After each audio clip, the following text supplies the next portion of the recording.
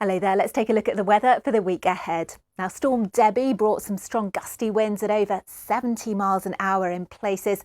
Heavy downpours of rain and large waves to the northwest of the UK. Here's the Isle of Man as captured by one of our weather watchers.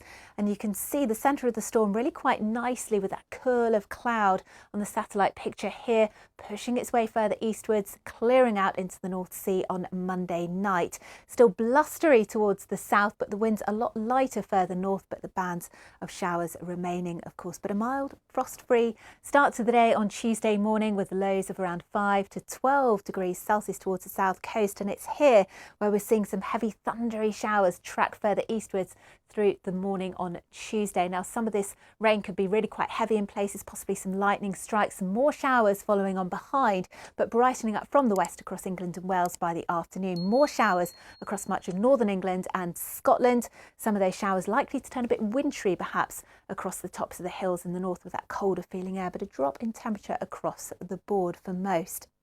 Now, as we head through Tuesday night, there'll be further showers across Northern Ireland, Western Scotland gradually pushing further eastwards. The ground already pretty saturated in eastern Scotland, of course, but that area of low pressure is going to be pulling out into the North Sea again as we head through Tuesday night and into Wednesday. So we're still left with some rain across Scotland on Wednesday, the band of rain just stretching down from southwest Scotland into northeast England. But to the north of that, there will be some sunshine developing for Aberdeenshire, Caithness and Sutherland, some sunshine too across Northern Ireland and across much of England and Wales. A blustery start to the day here, but the winds will lighten as the day wears on, and there'll be some colder feeling air, so maybe a touch of frost across southern England and Wales as we head into Thursday morning.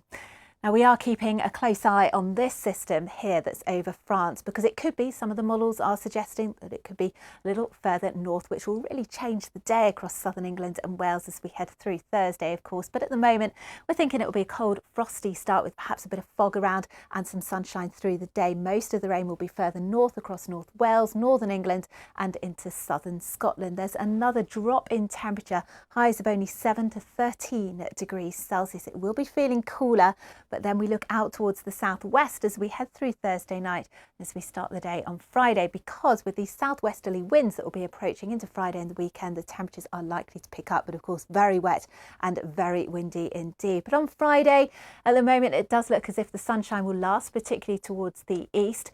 There will be more cloud gathering towards the west. The winds will pick up by the end of the day, and eventually we're going to be seeing some outbreaks of rain.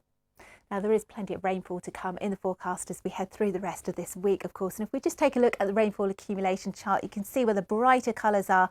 We could see as much as 70 to 80 millimetres of rainfall as we head through the next 5 days or so. It's mostly across the west, of course.